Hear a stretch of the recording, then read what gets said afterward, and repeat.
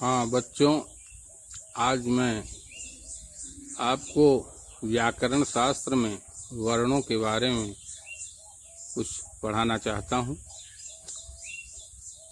भाषा शिक्षा हेतु व्याकरण शास्त्र के अध्ययन को अपूर्व साधन माना गया। भाषा शिक्षा हेतु व्याकरण शास्त्र का अध्ययन करना नितांत आवश्यक है। भाषा में अनेक ध्वनियाँ होती हैं और इन ध्वनियों के प्रतीक को ही वर्ण या अक्षर कहते हैं।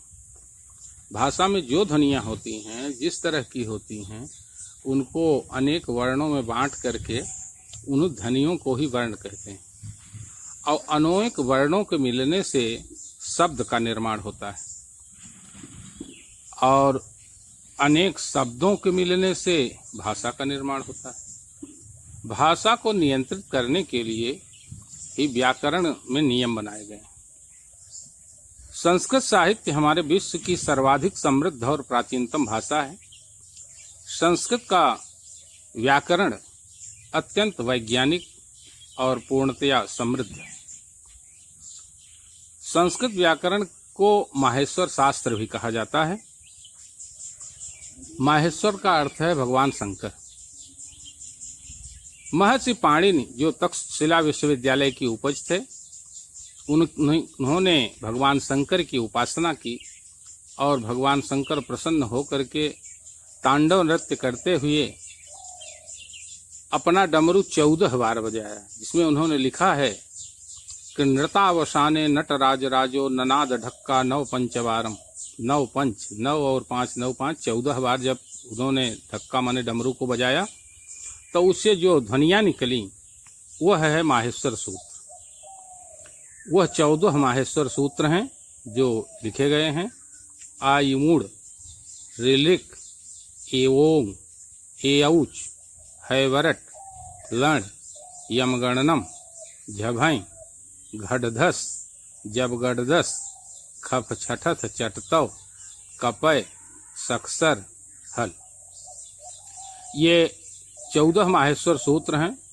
इसमें 9 वर्ण स्वर हैं और 33 व्यंजन है।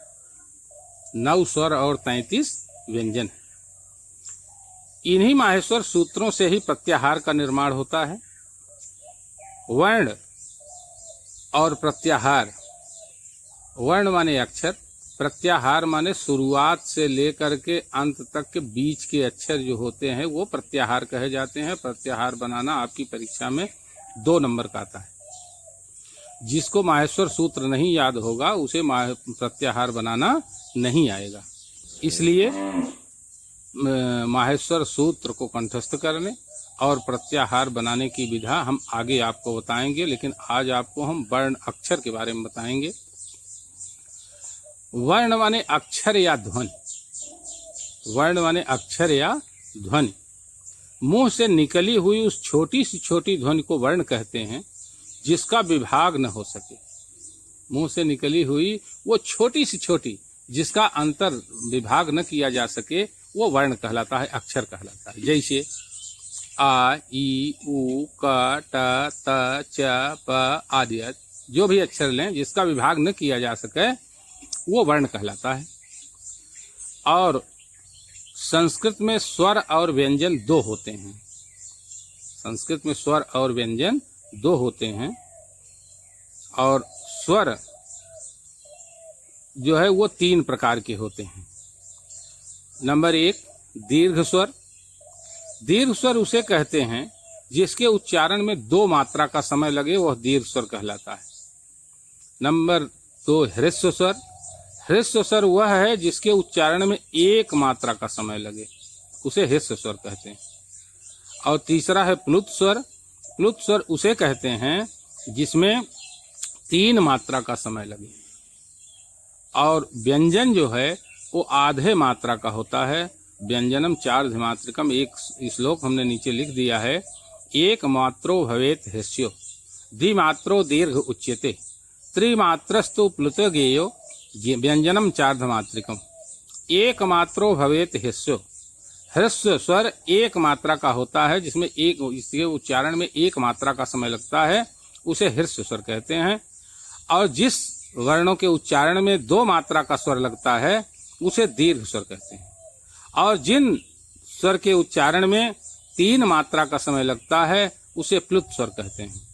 और व्यंजन आधे मात्रा का होता है, व्यंजन से जब स्वर निकाल दिया जाता है स्वर आधा हो जाता है, इसलिए व्यंजन आधे मात्रा का होता है। और इस तरह से दीर्घ, ह्रस्व, दीर्घ, प्लुत 3 तरह के स्वर होते हैं। स्वरों की संख्या 9 है और व्यंजन की संख्या 33 है। आज आपको हम इसके बाद कल आपको व्यंजन पढ़ाएंगे। आज इतने में माहेश्वर सूत्र को याद करके तैयार करके प्रत्याहार बनाने के लिए तैयार हो जाएं। कल हम प्रत्याहार और व्यंजन दोनों बताएंगे।